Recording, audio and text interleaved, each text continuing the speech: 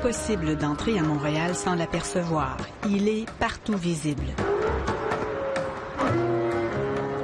Avec son mât insolite qui attire chaque année 300 000 visiteurs, le stade olympique a marqué de façon définitive le visage de la métropole.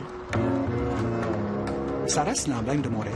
Hein. Quand on va ailleurs dans le monde, puis autant que quand on identifie Paris, on identifie la Tour Eiffel, Toronto à la Tour du CN, bien, Montréal est identifié au stade olympique. Mais plus encore que le paysage urbain, c'est l'imaginaire collectif que le stade a marqué. Symbole de fierté parce qu'il a mis Montréal sur la carte, il représente aussi tous les excès en raison de son coût faramineux. J'ai toujours dit qu'on souffre du syndrome du stade olympique parce que lui a dérapé véritablement. Écoutez, il y a l'équivalent de 6 universités de taille internationale dans le stade, dont une seule dans le toit. L'ex-journaliste et éditorialiste au Devoir, Lise Bissonnette, a été une des premières grandes critiques du stade.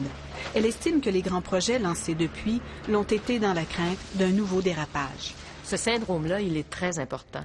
Si bien que dès qu'on lance un grand projet, il n'y a pas seulement le gouvernement qui est un peu nerveux, il y a aussi l'opinion publique qui dit « Ah, ça va encore coûter trop cher.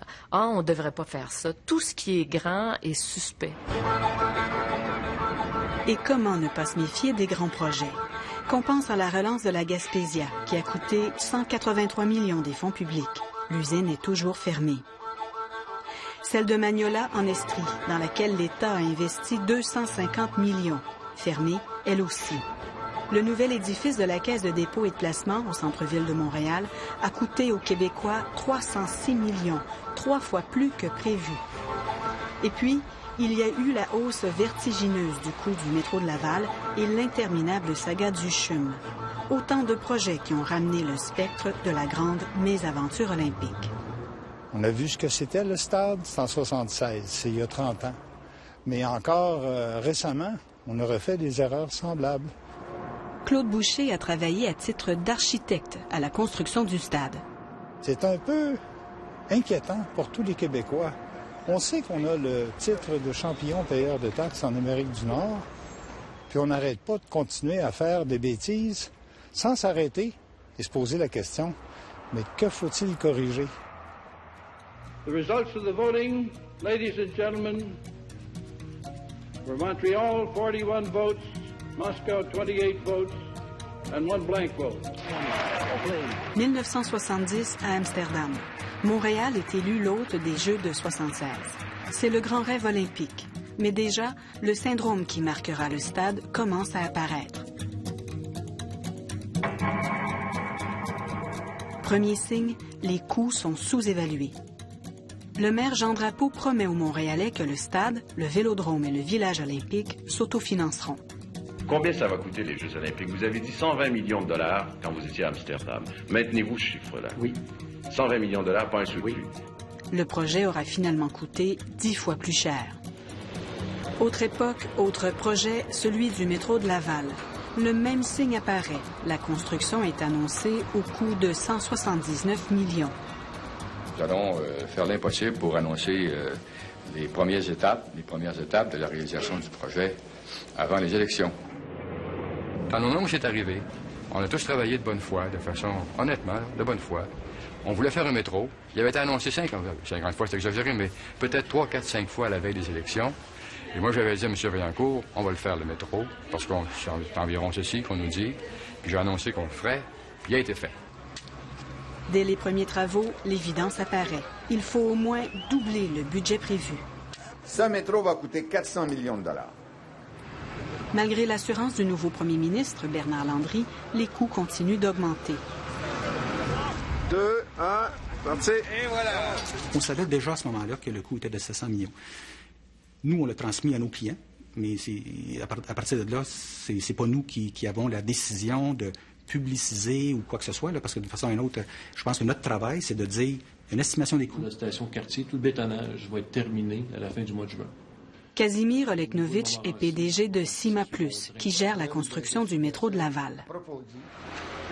Le vérificateur général a fait l'analyse, il y a eu des experts qui ont analysé, puis on dit, dans le fond, le métro coûte ce qu'il devrait coûter. Donc, c'est pas que c'est pas un scandale des commandites là, où les argents sont sortis. Tous les argents vont dans le métro.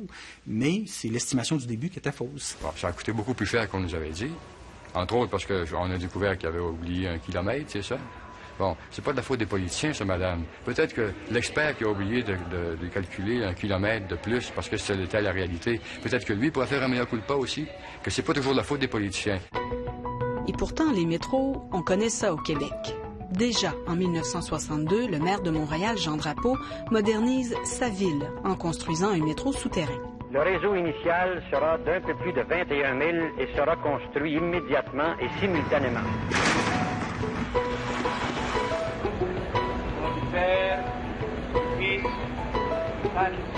À l'ouverture en 1966, le maire Drapeau inaugure du même coup son premier méga déficit, 63 millions, un dépassement équivalent à 375 millions aujourd'hui.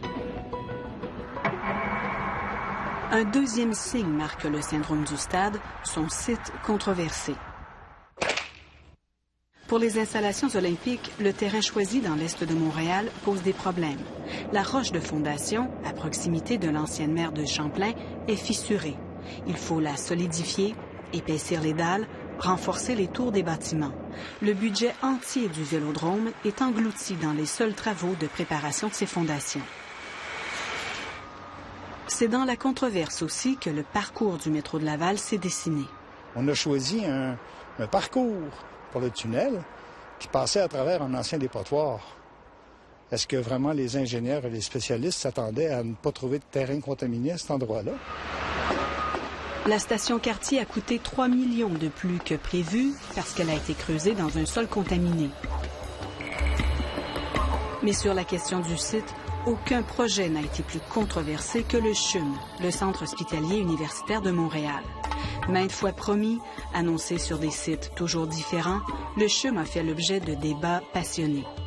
C'est le plus gros projet depuis le stade olympique, dans le fond. Et c'est un projet qui va durer dans le temps. À la différence du stade, là, je pense que c'était pour les Olympiques, ça dure 2 semaines. Après ça, il faut que tu reconvertisses l'équipement et à d'autres fonctions où tu le rendes rentable. Tandis que le CHUM, c'est là pour plusieurs années. Alors, si c'est pour être un projet de 2 milliards, pourquoi on ne dit pas que c'est un projet de 2 milliards? Le gouvernement a mis un terme à la saga en choisissant finalement le site de l'actuel hôpital Saint-Luc. À Saint-Luc, là, on a plusieurs achats de propriété à faire, plusieurs expropriations. Mais là où nous attend la surprise, c'est quand on va faire de la décontamination. Là, attendez-vous à des tristes nouvelles parce que on sait quand on va commencer, mais on ne sait jamais quand est-ce qu'on va finir. Est-ce l'ombre du stade qui plane sur le métro de Laval et le futur CHUM? J'y crois au syndrome du stade et je pense qu'on est rendu à un point là où on doit vraiment se poser des questions sur nos techniques et notre approche vis-à-vis des grands projets.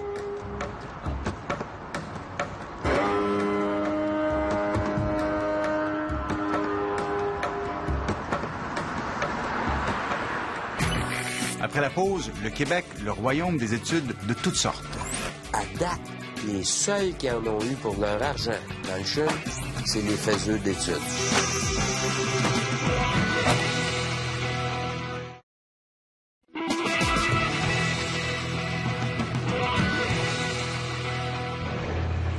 En 1974, tous les indices démontrent que le coût des Jeux olympiques est hors de contrôle. Moi, je prévoyais peut-être 1500 millions, c'était suffisant. En haut de 100 millions, ça commence à être quelque chose. 200 millions, ça serait déjà bien assez. C'est quoi le maximum admissible? Mettez 300 millions, si vous voulez. Il n'y a pas de prix pour ça. Est-ce que c'est pas assez longtemps, monsieur, qu'on passe pour des nonos, les Québécois? Je mettrais ça entre 4 et 450 millions. Ah, ça m'étonnerait pas que ça atteigne le 3/4 d'un milliard, puis peut-être même le milliard. La fin de la construction des installations olympiques est une course contre la montre. Sur le plan technique, le concept est inédit.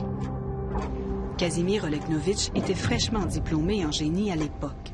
Je pense qu'à peu près tous les ingénieurs conseils du Québec travaillaient sur une partie du stade ou du vélodrome parce qu'on avait très peu de temps pour le réaliser. Le temps qui presse, les conflits de travail, l'inflation, les obstacles s'accumulent et mettent au jour le troisième signe du syndrome du stade, les études préalables insuffisantes. On arrivait avec des nouvelles technologies, on arrivait avec des technologies qu'on ne connaissait pas ici. Les ingénieurs ne les connaissaient pas, les ouvriers ne les connaissaient pas. On a tout mis les ingrédients qu'il faut pour défoncer les coûts, et on a bien réussi.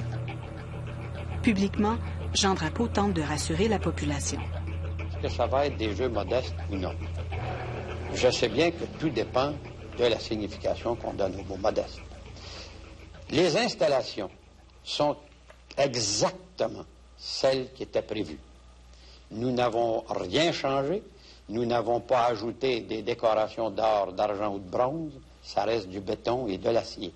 Ici, en termes de métro, vous voyez, c'est du béton. Hein? Puis, évidemment, il n'y a pas de poignée en or dans ce métro-là.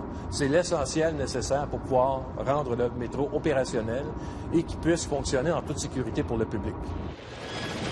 Le projet du métro de Laval est lui aussi hanté par des lacunes dans les études qui ont précédé ses travaux. Ça se trouve être finalement les 3 voies Jean-Pierre Normand supervise le chantier. Il le connaît par cœur. Chaque détail de ces 6 kilomètres, chaque complication, chaque imprévu aussi. Il y en a eu pour 100 millions de dollars au total. Il y en a eu beaucoup d'imprévus en cours de route depuis le début? Il y en a eu beaucoup. Effectivement, on se doit de s'ajuster parce qu'un tunnel est construit de façon souterraine. Donc, étant souterraine, on doit s'attendre à trouver des surprises en cours d'excavation.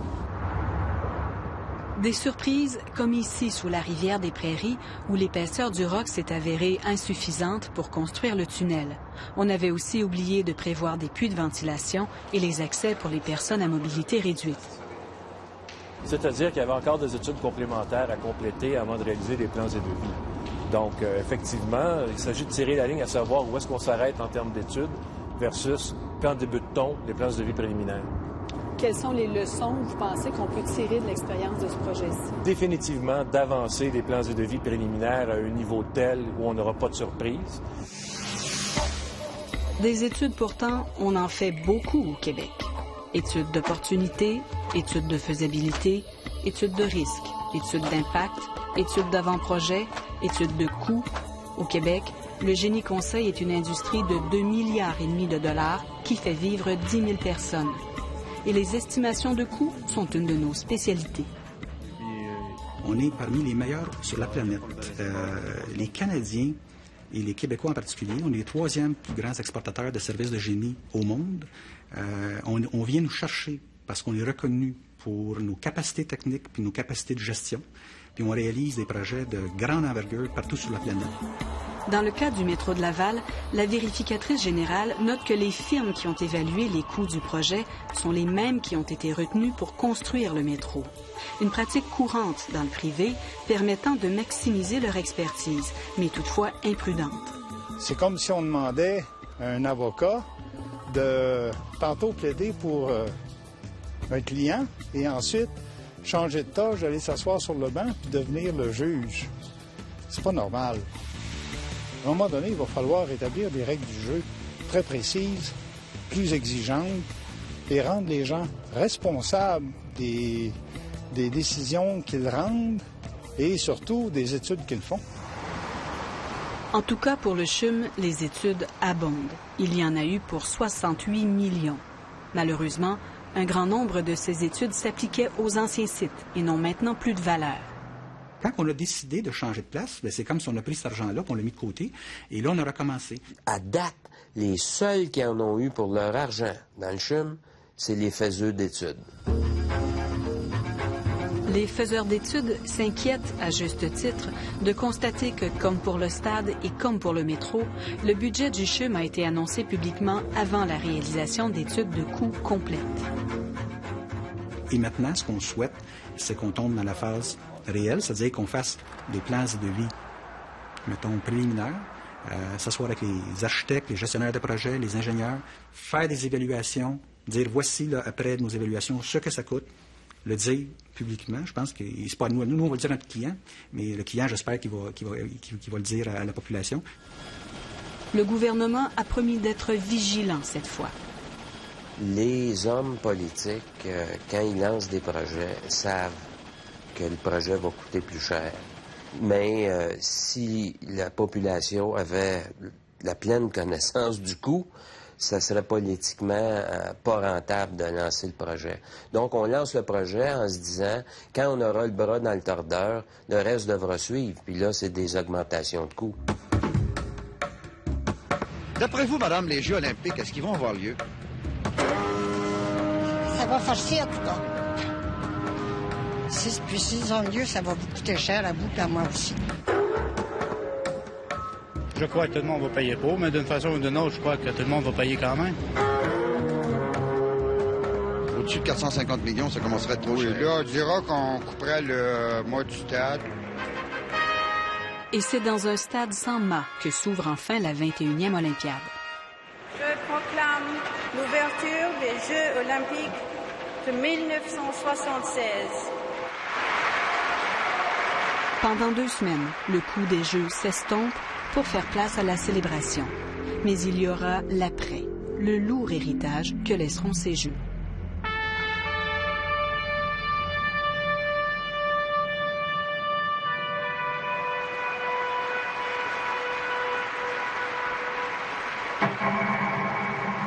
C'est le 4e signe, l'impact négatif qu'ont eu les Jeux sur les fonds publics. Ils ont coûté plus d'1 milliard, l'équivalent aujourd'hui de 4 milliards 300 millions. Les Montréalais avaient suivi Jean Drapeau dans l'aventure olympique parce qu'ils avaient un souvenir inoubliable d'un autre de ses grands projets, Expo 67. Un jour, quand tu viendras, nous t'en ferons voir de grands espaces. Avec Terre des Hommes, inauguré en grande pompe à la Place des Nations, Jean Drapeau promettait des installations qui allaient durer dans le temps. Je conserve l'espoir qu'il sera possible de préserver de la destruction des bâtiments et des éléments qui devraient continuer de rappeler d'une façon permanente en terre d'Amérique la réalité d'une civilisation universelle. Aujourd'hui, pourtant, ces grands espaces sont vides. Ils ont fait place à un parc. La presque totalité des 90 pavillons a disparu.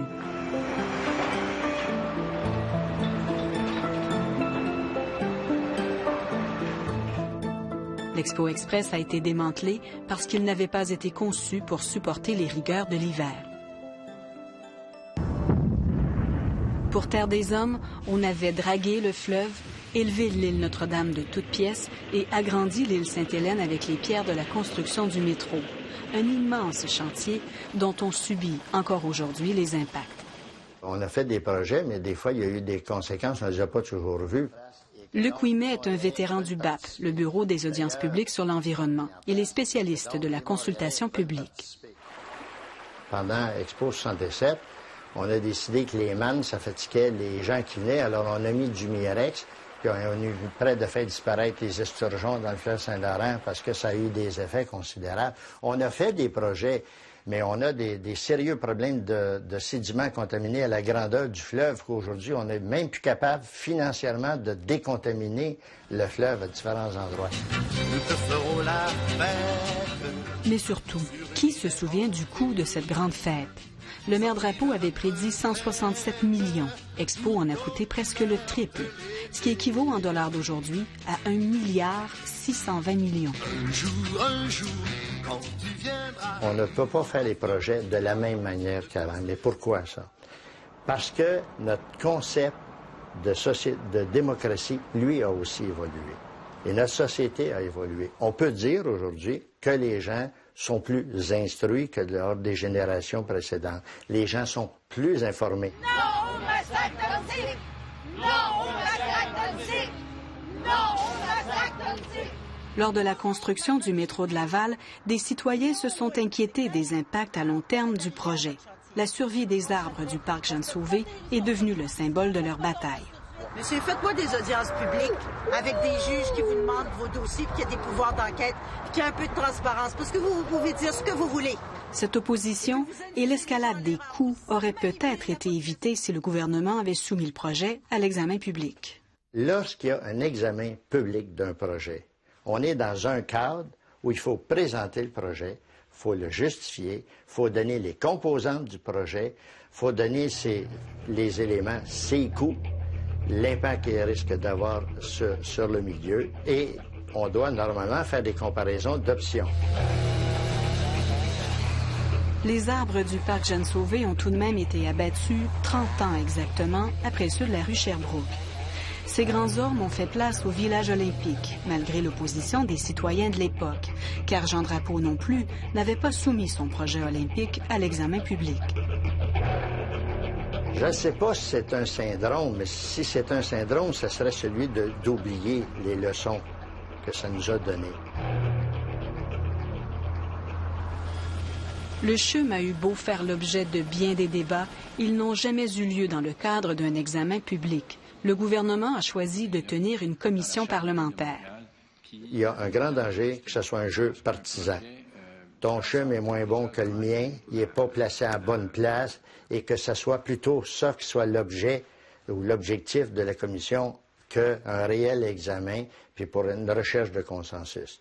Une commission parlementaire qui se tient à Québec pour un projet qui est à Montréal, et où les citoyens n'auront pas le droit de poser des questions puis exprimer des opinions, et qui ne pourront pas questionner sur le fond l'ensemble des études. C'est un processus qui n'est pas le bon processus. On n'est pas à étudier un projet de loi. On est à étudier un projet majeur d'insertion dans un milieu. Le gouvernement s'est engagé à un rigoureux contrôle des coûts de construction du nouveau CHUM. Il n'aura pas le choix, prévient Marc Laviolette. Écoutez, quand il y a un projet d'1,1 milliard, il y a toutes sortes de monde qui attire les mouches avec du miel, hein? Il y a bien du monde qui vont tourner autour de ça, là. Et donc, il faut s'assurer que les sommes vont là où elles sont supposées être. S'il y a des dépassements de coûts, il faut qu'ils soient justifiés. À quelques coins de rue du CHUM se dresse la nouvelle grande bibliothèque, née elle aussi dans la controverse et à peine ouverte, déjà aux prises avec des problèmes reliés à sa construction. Marquée, elle aussi à sa façon, par le syndrome du stade.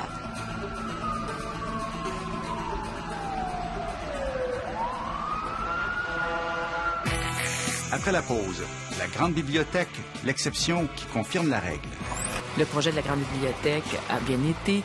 Le petit dépassement de coûts que nous avons connu n'est même pas entièrement imputable à la construction.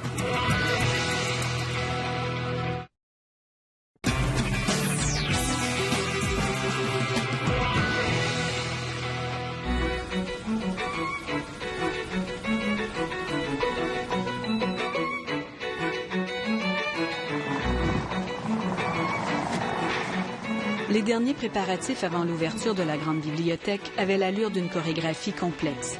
Déménagement et réaménagement de collections venues des 4 coins de la ville et mise au point d'un portail de services électroniques complet.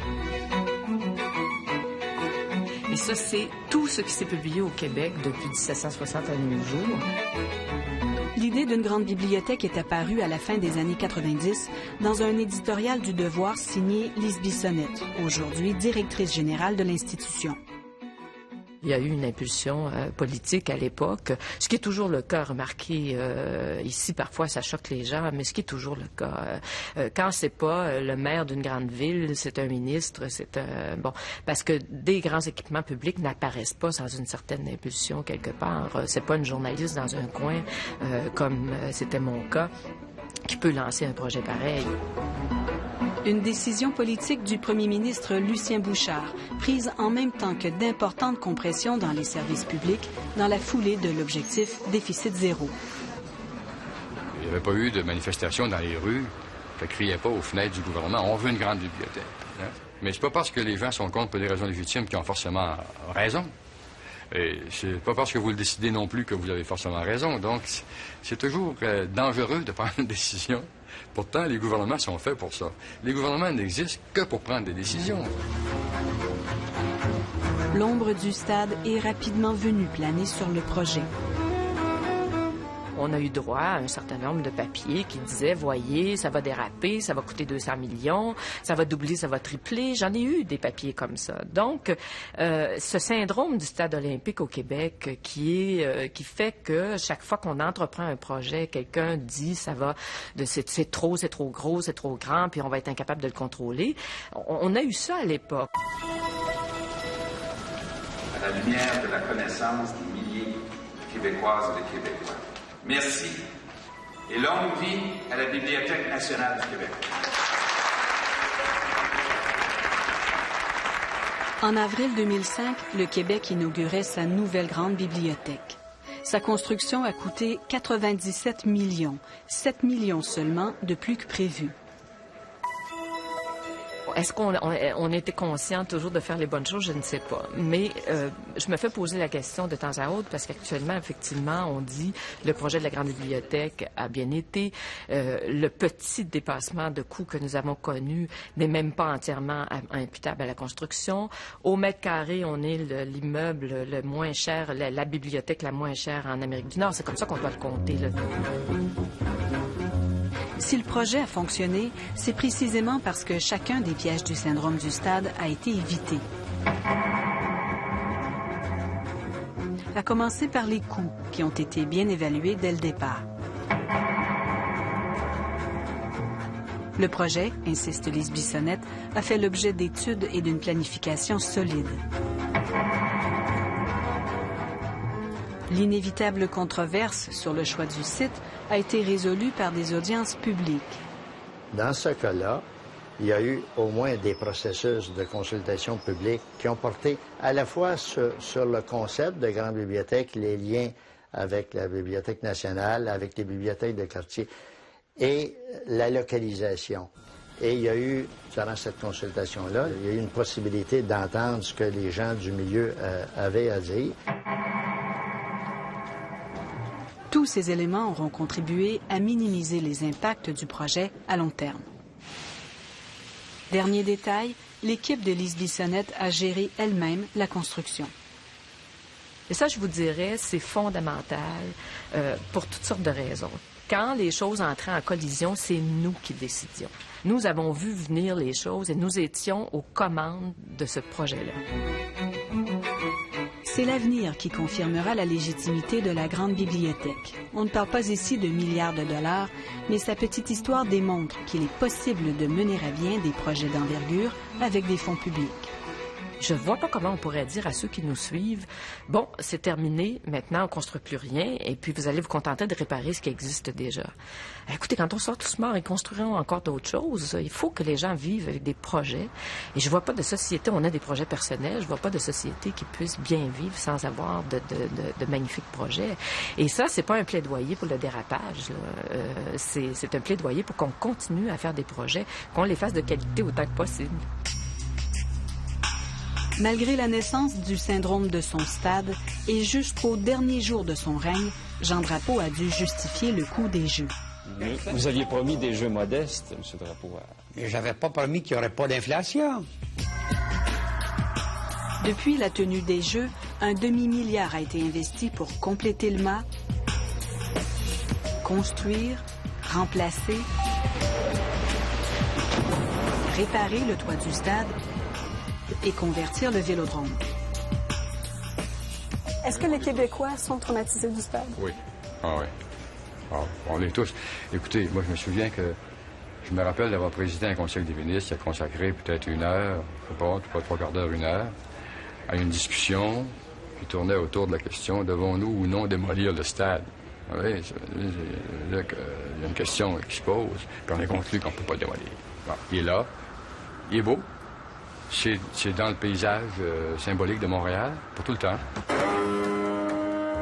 En août 2006, le stade sera finalement payé. En principe, Québec en remettra les clés à la Ville de Montréal. Mais la Ville a déjà fait savoir qu'elle n'en veut pas. Le stade lui coûterait 30 millions à maintenir, bon an, mal an. C'est un équipement qui comporte beaucoup d'avantages, sauf que pour le moment, il répond à aucun besoin. Il n'est pas dit qu'on ne trouvera pas quelque part une solution. Mais ça coûte cher par année. Ça coûte cher le stade à entretenir. Mais il faudra trouver une solution, c'est sûr, on ne peut pas le laisser comme ça. Même vide et sans toit, il peut au moins servir de leçon. Il faut au moins apprendre du passé. Et puis je dirais qu'on a l'opportunité présentement, on commence une ère de grands travaux, que ce soit le domaine hospitalier, que ce soit le domaine, toutes les infrastructures, que ce soit dans l'énergie ou autre. Moi, je dirais, c'est l'occasion rêvée de repartir en apprenant parce qu'il y a eu des bonnes choses à faire, là, mais là où est-ce qu'il y a eu des erreurs, je pense qu'on peut les corriger.